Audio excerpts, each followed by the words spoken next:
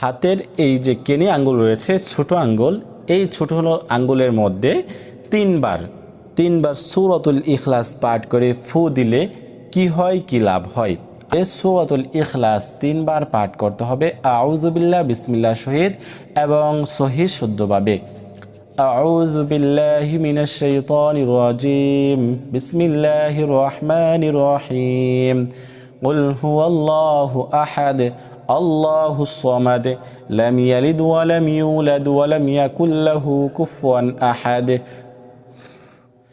এরকমভাবে একটি গিরতে ফু দিয়ে আবার দ্বিতীয় নাম্বার গিরতে আপনি এইভাবে ধরবেন।